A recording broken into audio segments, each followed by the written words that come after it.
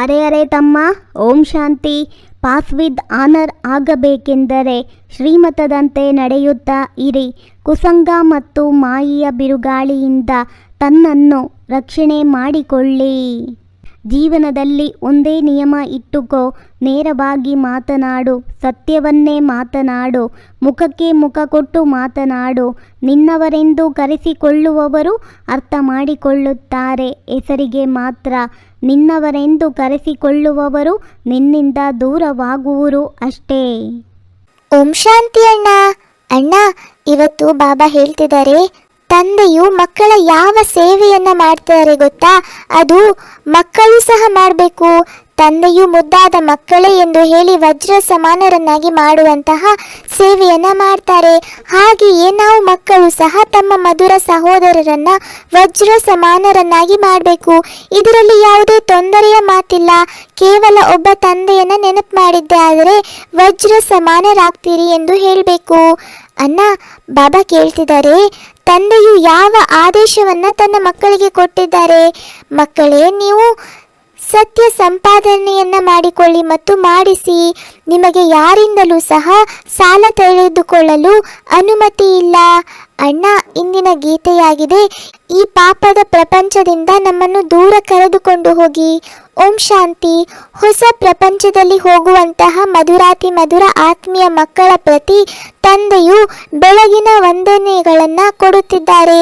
ಆತ್ಮೀಯ ಮಕ್ಕಳು number war ಪುರುಷಾರ್ಥದ ಅನುಸಾರ ತಿಳಿದುಕೊಂಡಿದ್ದಾರೆ. ನಾವು ಈ ಪ್ರಪಂಚದಿಂದ ದೂರ ಹೋಗುತ್ತೇವೆ. ಎಲ್ಲಿಗೆ? ನೀವು ವಜ್ರ ಮುಂತಾದದ್ದೇನೂ ಇಡುತ್ತೀರಿ. ನಿಮಗೆ ಇದರ ಅವಶ್ಯಕತೆಯೇ ಇಲ್ಲ. ಅವರು ರೇಸ್ ಮುಂತಾದುವುದರಲ್ಲಿ ಬಹಳಷ್ಟು ಹಣವನ್ನು ಉಡಾಯಿಸುತ್ತಾರೆ. ಮನೆ, ಆಸ್ತಿ ಎಲ್ಲವನ್ನೂ ಮಾಡಿಕೊಳ್ಳುತ್ತಿರುತ್ತಾರೆ. ನೀವು ಮಕ್ಕಳಂತೂ ಸತ್ಯ ಸಂಪಾದನೆ ಮಾಡಿಕೊಳ್ಳುತ್ತೀರಿ. ನೀವು ಯಾರಿಂದಲಾದರೂ ಬೇಡುತ್ತೀರೆಂದರೆ ಮತ್ತೆ 21 ಜನ್ಮಗಳಿಗಾಗಿ ತುಂಬಿಕೊಡಬೇಕಾಗುತ್ತದೆ. ನಿಮಗೆ ಯಾರಿಂದಲೂ ಬೇಡುವ ನಿಯಮವಿಲ್ಲ. ನೀವು ತಿಳಿದುಕೊಂಡಿದ್ದೀರಿ, ಈ ಸಮಯದಲ್ಲಿ ಸುಳ್ಳು ಸಂಪಾದನೆಯಾಗಿದೆ. ಎಲ್ಲವೂ ಸಮಾಪ್ತಿಯಾಗುವುದಿದೆ. ತಂದೆಯು ನೋಡಿದರೂ ಇವಂತೂ ಕವಡೆಗಳಾಗಿವೆ. ನಮಗೆ ಸತ್ಯಯುಗದಲ್ಲಿ ವಜ್ರಗಳು ಸಿಗುತ್ತವೆ ಎಂದರೆ ಈ ಕವಡೆಗಳೇಕೆ? ಬೇಅದ್ದಿನ ತಂದೆಯಿಂದ ಆಸ್ತಿಯನ್ನೇಕೆ ಪಡೆಯಬಾರದು ಎಂದು ನಿಶ್ಚಯ ಮಾಡಿಕೊಂಡೆವು. ಹೊಟ್ಟೆಗೆ ಊಟವಂತೂ ಸಿಕ್ಕಿಯೇ ಸಿಗುತ್ತದೆ. ಒಂದು ನಾಣ್ಣುಡಿಯೂ ಇದೆ, ಯಾರ ಕೈ ದಾನ ಮಾಡುವುದಾಗಿರುವುದೋ ಅವರಿಗೆ ಎಂದೂ ಬಡತನವು ಬರುವುದಿಲ್ಲ. ಅಂಥವರು ಮೊದಲ ನಂಬರ್ನ ಪಡೆಯುತ್ತಾರೆ. ವಿದ್ಯೆಯನ್ನು ಕಲಿತ ನಂತರ ಗುರುಗಳನ್ನು ಮರೆಯಬಾರದು. ಸಂಪತ್ತು ಬಂದ ನಂತರ ಸ್ನೇಹವನ್ನು ಮರೆಯಬಾರದು.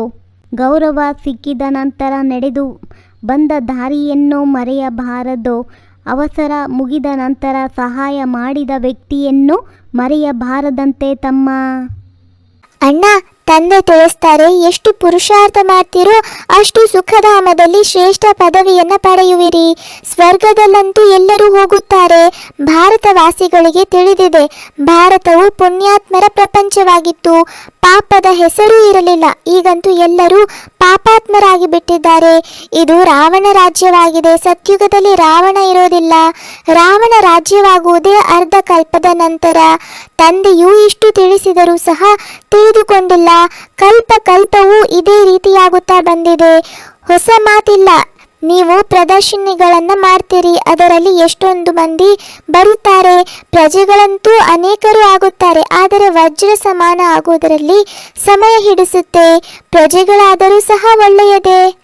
ಮಧುರ ಮಕ್ಕಳೇ, ವಿದ್ಯೆಯಲ್ಲಿ ಹುಡುಗಾಟಿಕೆ ಮಾಡಬೇಡಿ. ಎಲ್ಲವೂ ವಿದ್ಯೆಯ ಮೇಲೆ ಆಧಾರಿತವಾಗಿದೆ.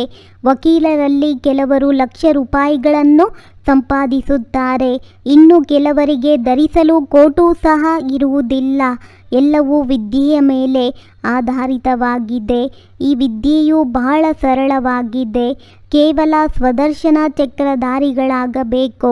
ಅರ್ಥಾತ್ ತಮ್ಮ 84 ಜನ್ಮಗಳ ಆದಿ ಮಧ್ಯ ಅಂತ್ಯವನ್ನು ಅರಿತುಕೊಳ್ಳಬೇಕಾಗಿದೆ. ಈಗ ಈ ಇಡೀ ವೃಕ್ಷದ್ದು ಜಡೀಭೂತ ಸ್ಥಿತಿಯಾಗಿದೆ. ಈಗ ಇದರ ಬುನಾದಿಯೇ ಇಲ್ಲ.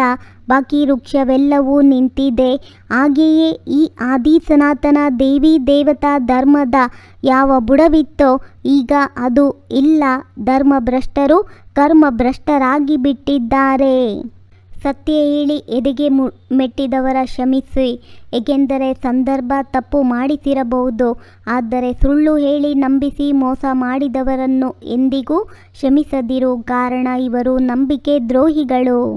ಅಣ್ಣ, ಬಾಬಾ ಧಾರಣೆಗಾಗಿ ಹೇಳ್ತಿದ್ದಾರೆ, ವಿದ್ಯಾಭ್ಯಾಸದಲ್ಲಿ ಎಂದು ಹುಡುಗಾಟಿಕೆ ಮಾಡಬಾರ್ದು. ಸ್ವದರ್ಶನ ಚಕ್ರಧಾರಿಗಳಾಗಿರಬೇಕು. ವಜ್ರ ಸಮಾನರನ್ನಾಗಿ ಮಾಡುವ ಸೇವೆ ಮಾಡಬೇಕು. ಸತ್ಯ ಸಂಪಾದನೆ ಮಾಡಿಕೊಳ್ಳಬೇಕು ಮತ್ತು ಅನ್ಯರಿಂದಲೂ ಮಾಡಿಸಬೇಕು. ತಮ್ಮ ಹಳೆಯ ಎಲ್ಲ ವಸ್ತುಗಳನ್ನು ಬದಲಾಯಿಸಬೇಕು. ಕೆಟ್ಟ ಸಂಘದಿಂದ ತಮ್ಮ ಸಂಭಾವನೆ ಮಾಡಿಕೊಳ್ಬೇಕು ಅಣ್ಣ. ಜಗತ್ತಿನ ಬೆಳಕಾಗಿ ಭಕ್ತರನ್ನು ದೃಷ್ಟಿಯಿಂದ ತೃಪ್ತರನ್ನಾಗಿ ಮಾಡುವಂತಹ ದರ್ಶನೀಯ ಮೂರ್ತಿ ಭವ. ಇಡೀ ವಿಶ್ವ ತಾವು ಜಗತ್ತಿನ ಕಣ್ಣುಗಳಿಂದ ದೃಷ್ಟಿ ಪಡೆಯುವುದಕ್ಕಾಗಿ ಕಾತರರಾಗಿದ್ದಾರೆ. ಯಾವಾಗ ನೀವು ಜಗತ್ತಿನ ಬೆಳಕು ತಮ್ಮ ಸಂಪೂರ್ಣ ಸ್ಟೇಜ್ವರೆಗೆ ತಲುಪುವಿರಿ, ಅರ್ಥಾತ್ ಸಂಪೂರ್ಣತೆಯ ಕಣ್ಣು ತೆರೆಯುವಿರಿ, ಆಗ ಸೆಕೆಂಡಿನಲ್ಲಿ ವಿಶ್ವ ಪರಿವರ್ತನೆಯಾಗಿ ಬಿಡುವುದು. ನಂತರ ನೀವು ದರ್ಶನೀಯ ಮೂರ್ತಿ ಆತ್ಮರು ತಮ್ಮ ದೃಷ್ಟಿಯಿಂದ ಭಕ್ತ ಆತ್ಮರಿಗೆ ತೃಪ್ತಿ ಮಾಡಬಹುದು. ದೃಷ್ಟಿಯಿಂದ ತೃಪ್ತಿ ಪಡೆಯುವವರ ಸಾಲು ಬಹಳ ಉದ್ದವಾಗಿರುವುದು. ಆದ್ದರಿಂದ ಸಂಪೂರ್ಣತೆಯ ಕಣ್ಣು ತೆರೆದಿರಲಿ. ಕಣ್ಣುಗಳನ್ನು ಅಲುಗಾಡಿಸುತ್ತಿರುವುದು ಮತ್ತು ಸಂಕಲ್ಪಗಳಿಂದ ಗುಟಕರಿಸುವುದು ಹಾಗೂ ತೂಕಡಿಸುವುದನ್ನು ನಿಲ್ಲಿಸಿ. ಆಗ ದರ್ಶನೀಯ ಮೂರ್ತಿಗಳಾಗಬಹುದು. ನಿರ್ಮಲ ಸ್ವಭಾವ ನಿರ್ಮಾಣತೆಯ ಗುರುತಾಗಿದೆ. ನಿರ್ಮಲರಾಗಿ ಆಗ ಸಫಲತೆ ಸಿಗುವುದು.